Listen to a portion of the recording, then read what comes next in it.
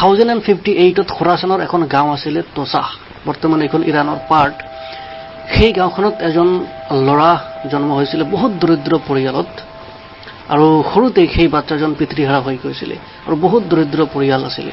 আৰু সেই বাচ্চাজন না কোনো বিজনেছমেনৰ ল'ৰা আছিলে, না কোনো তাৰ দেউতা চাকৰি কৰিছিল, বহুত দৰিদ্ৰ ল'ৰা আছিল। তো বাচ্চাটো বহুত দুখ কষ্টত মানুহ হৈছিলে। আৰু যেতিয়া সি 9 বছৰ হৈছিলে তেতিয়া তাৰ পেশনেটলি না কিউৰিয়াছ আছিলে, মানে শিকাৰ তাৰ বহুত ইচ্ছা আছিলে, এডুকেশ্যন হাসিল কৰাৰ, নলেজ অৰ্জন কৰাৰ তাৰ বহুত তাৰ ইচ্ছা আছিলে। আৰু এনেকুৱা অৱস্থা যেন বাচ্চা ৰখি আছে আইচক্ৰীম কিনিব কিন্তু হাতত পইচা নাই। তো সেই 9 বছৰীয়া ল'ৰাজন দেখিছিলে যে এজন মানুহ ঘোঁৰা দি কৰবাত কাউকে পঢ়াব যায়। তো এদিন সেই মানুহজন তাৰ সন্মুখত আহি ঘোঁৰা ৰখাইছে আৰু কৈছিলে, বাবা তুমি কি মোক ডেইলি চোৱা, এনেকৈ যে তুমি ইয়াত ৰখি থকা, কিয় ৰখি থকা? তো তেতিয়া ল'ৰাজন উত্তৰ দিছিলে যে হুজুৰ, আপুনি যদি টিচাৰ তো মই ষ্টুডেণ্ট, আপুনি যদি ওস্তাদ তো মই শাগিৰ্দ। তো কৈছিলে মই ইলম শিকিব বিচাৰোঁ, মই নলেজ অৰ্জন কৰিব বিচাৰোঁ, আপুনি মোক শিকাবনে? তো মানুহজনে কৈছিল, বাবা এইটোতো বহুত মুস্কিল, কাৰণ মই ৰাতিপুৱাই আহোঁ আৰু ৰাতি যাওঁ। তো আৰু সেই সময়ত হোম টিউশ্যনৰ কোনো ব্যৱস্থা নাছিলে, এজন ষ্টুডেণ্ট এজন টিচাৰ। তেতিয়া সেই বাচ্চাটোৱে কৈছিলে যে ছাৰ মোৰ যিমান কুৱেশ্যন থাকিব ইয়াত মই প্ৰিপেয়াৰ কৰি থাকিম, আপুনি ঘোঁৰা দি গৈ থাকিব, মই কুৱেশ্যন সুধি থাকিম আৰু আপুনি আনচাৰ দি থাকিব। কয় ঠিক আছে, ডান। তো তাৰ পৰা টিচাৰজনৰ ঘৰ আছিলে 6 কিলোমিটাৰৰ ৰাস্তা। তো টিচাৰজন ভাবিছিলে সৰু বাচ্চা কিমান কুৱেশ্যন কৰিব। তো বাচ্চাটো তাৰ পিছদিনা আহি তাত ৰখি আছিলে কুৱেশ্যন প্ৰিপেয়াৰ কৰি। তো টিচাৰজনে কৈছিলে য়েছ, কুৱেশ্যন সোধা বাবা এতিয়া। তো ফাৰ্ষ্ট কুৱেশ্যন সুধিছিলে, ছেকেণ্ড কুৱেশ্যন সুধিছিলে, থাৰ্ড কুৱেশ্যন সুধিছিলে। মানুহজন 6 কিলোমিটাৰৰ ৰাস্তা অতিক্ৰম কৰি ঘৰ পাইছিল, কিন্তু ইয়াৰ কুৱেশ্যন শেষ হোৱা নাছিল। টিচাৰ শ্বক হৈ গৈছিল। তো এনেকৈ 6 কিলোমিটাৰৰ ৰাস্তা অতিক্ৰম কৰি সেই বাচ্চাজন এডুকেশ্যন হাসিল কৰিছিলে, ইমান পেশ্যন আছিলে। তো ইয়াৰ দ্বাৰা আমি এটা বস্তু বুজিব পাৰোঁ, nothing is free in this world. আমি মেহনতটো কৰিবই লাগিব যিটো আমি বিচাৰোঁ এই পৃথিৱীত। গতিকে সেই বাচ্চাটোক আজি গোটেই পৃথিৱীয়ে গম পায় ইমাম গাজ্জালী নামে। ইমাম গাজ্জালী ৰহমতুল্লাহ আলাইহি এজন বহুত ডাঙৰ ফিলচফাৰ, থিঅলজিয়ান, মিষ্টিক, বহুত ডাঙৰ স্কলাৰ আছিলে আৰু এজন চুফি আছিলে। তেখেতক খালি মুছলিম উম্মাই বুলি নহয়, গোটেই পৃথিৱী, গোটেই মানৱ জাতি তেখেতক লৈ প্ৰাউড ফিল কৰে যে ইমান ডাঙৰ এজন জ্ঞানী মানুহ আছিলে। আৰু বিশেষকৈ ষ্টুডেণ্টবোৰ তেখেতৰ বায়োগ্ৰাফি পঢ়িব লাগে, প্ৰত্যেকজন ষ্টুডেণ্ট। ইমাম গাজ্জালী ৰহমতুল্লাহ আলাইহি বহুত কষ্ট কৰি, বহুত মেহনত কৰি এডুকেশ্যন হাসিল কৰিছিল। আৰু 35 ইয়াৰ এজত, ইমান কম এজত, সেই সময়ত ৱৰ্ল্ডত চবতকৈ ডাঙৰ ইউনিভাৰ্চিটি আছিলে বাগদাদত, নিজামিয়া ইউনিভাৰ্চিটি নামে এখন ইউনিভাৰ্চিটি। সেই ইউনিভাৰ্চিটিৰ 35 ইয়াৰ এজত ভাইচ চেঞ্চেলৰ হৈছিলে ইমাম গাজ্জালী ৰহমতুল্লাহ আলাইহি। আৰু ইমান জ্ঞানী মানুহ আছিলে, গোটেই পৃথিৱীৰ পৰা তেখেতৰ তাত ষ্টুডেণ্ট আহি ইলম হাসিল কৰিছিলে, জ্ঞান চৰ্চা কৰিছিলে। সেই সময়ত প্ৰট'কল আছিলে বাই ৰিটেন। সেই সময়ত যিমান ডাঙৰ বাচ্চাই নহওক কিয়, ভাইচ চেঞ্চেলৰ যদি কোনো বাচ্চাৰ মিটিঙত যায় তো চবেই থিয় হ'ব, ইভেন বাচ্চাও থিয় হ'ব, ভাইচ চেঞ্চেলৰ বহিব, তাৰ পিছত চবেই বহিব। আৰু ভাইচ চেঞ্চেলৰৰ মিটিঙত যদি কোনো বাচ্চা আহে, য'তে জাগা পাব তাতে বহি যাব। এইটো আছিলে প্ৰট'কল, ইমান ডাঙৰ এটা পদ আছিলে। চ' আফটাৰ 4 ইয়াৰ্ছ, 4 বছৰ পিছত ইমাম গাজ্জালী ৰহমতুল্লাহ আলাইহি কয় যে আজি মোৰ সকলোবোৰ আছে, নেম আছে, ফেম আছে, মানি আছে, ৰেছপেক্ট আছে, কিন্তু কিয় বা মোৰ ভিতৰত খালী লাগে। ইমান সকলোবোৰ থকা স্বত্তেও মোৰ ভিতৰত খালী লাগে। কাৰণ পেটত যদি আমাৰ ভোক থাকে তো কোনো ভাল নালাগে, না ৱাইফ ভাল লাগে, না বাচ্চা ভাল লাগে, না পৃথিৱীৰ কোনো আকাৰ আকৃতি ভাল লাগে, পইচা, নেম, ফেম, মানি কোনো ভাল নালাগে যেতিয়ালৈকে আমি খানা নাখাওঁ। ঠিক তেনেকৈ আমাৰ হাৰ্ট, আমাৰ দিলৰো এটা খোৰাক আছে, আমাৰ ৰুহ যে আছে তাৰো আহাৰ আছে। আৰু সি আল্লাহৰ বাহিৰে কাকো চিনি নাপায়। যেতিয়ালৈকে আমি তাক খানা নিদিওঁ, সি পৃথিৱীৰ এইবোৰ কোনো বস্তুত সুখ পাব নোৱাৰে। আৰু আমি সাধাৰণ মানুহ বুজি নাপাওঁ, আমি আমাৰ ৰুহৰ যি খানা সেইটো আমি বুজি নাপাই কি কৰোঁ, ভাবোঁ যে এইটো চাইকলজিকেল বা বায়'লজিকেল ভোক। আৰু মানুহ কি কৰে, ফ্ৰাষ্ট্ৰেশ্যনত আহি ড্ৰাগছ এডিক্টেড হৈ যায়, নাশা কৰে, মদ খায়, ভাবে এতিয়া ৰিলেক্স ফিল কৰিম। কিন্তু সেইটো কেতিয়াও নহয়, কাৰণ সেইটো তেনেকুৱা যে মোৰ এইখন হাতত বিষ আৰু মই মেডিচিন লগাই আছোঁ এইখন হাতত। গতিকে আমাৰ দিল, আমাৰ হাৰ্ট, আমাৰ ৰুহ আল্লাহ ৰব্বুল আলামিনৰ বাহিৰে পৃথিৱীত কাকো চিনি নাপায়। গতিকে ইয়াক যদি আমি বচাই আল্লাহৰ ফালে কানেক্ট কৰি নিদিওঁ, আৰু ই যদি কাৰো ফালে গৈ কানেক্ট হৈ যায় তো নিজেও বৰবাদ হৈ যাব, আমাকো বৰবাদ কৰি দিব। গতিকে সেইকাৰণে আমি আমাৰ দিলক পৃথিৱীৰ মেটেৰিয়েলিষ্টিক যোনবোৰ বস্তু আছে তাৰ পৰা বচাই আল্লাহৰ ফালে কানেক্ট কৰা বহুত দৰকাৰ। তাৰ পিছত ইমাম গাজ্জালী ৰহমতুল্লাহ আলাইহি ভাইচ চেঞ্চেলৰ পদৰ পৰা ৰিজাইন দি দিয়ে, কাৰণ कभी अर्श पर कभी फर्श पर, कभी उनके दर कभी दर बदर, गमे आशिकी तेरा शुक्रिया, मैं कहाँ कहाँ से गुजर गया, कभी रास्तों में तन्हा कभी हूँ बरूद सहारा, मैं जुनू का हम सफर हूँ मेरा कोई घर नहीं।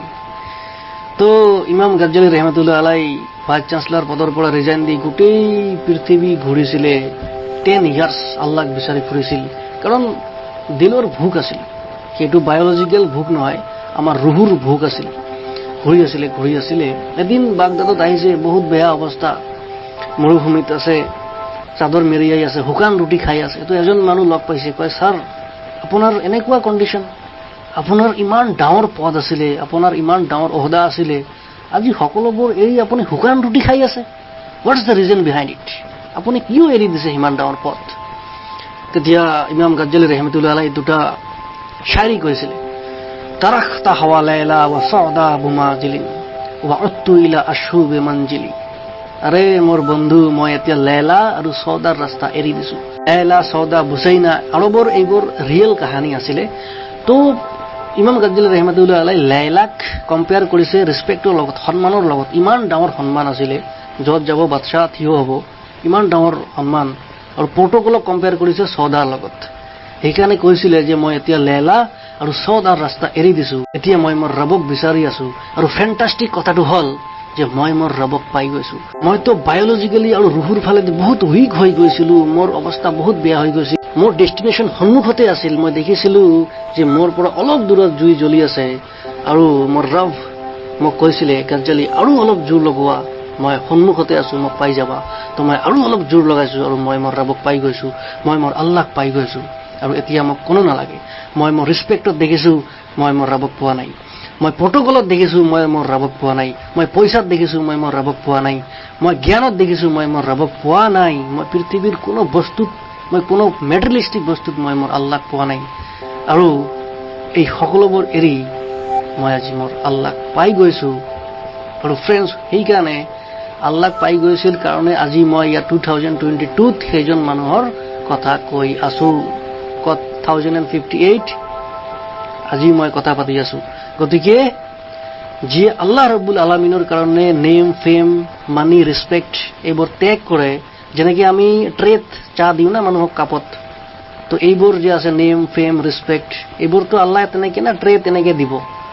এণ্ড মষ্ট ইম্পৰ্টেণ্টলি আপুনি এই পৃথিৱীৰ পৰা গুচি যাব, কিন্তু যুগ যুগ ধৰি আপোনাৰ বডিটো এই পৃথিৱীৰ পৰা গুচি যাব, কিন্তু আপোনাৰ যি মহত্ব আছে, আপোনাৰ যি নাম আছে, আল্লাহ ৰব্বুল আলামিন মানুহৰ দিলত এইটো জিন্দা ৰাখিব।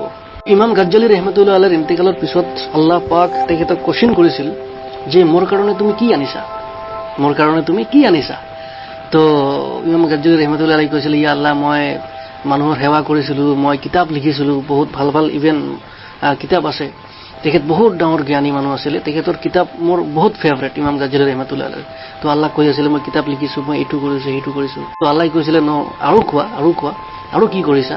তো ইমাম গাজ্জালী ৰহমতুল্লাহ আলাই কৈছিলে যে, ইয়া আল্লাহ, মই মোৰ মতেতো আৰু নাই, বাছ এইখিনিয়ে মই কৰিছোঁ।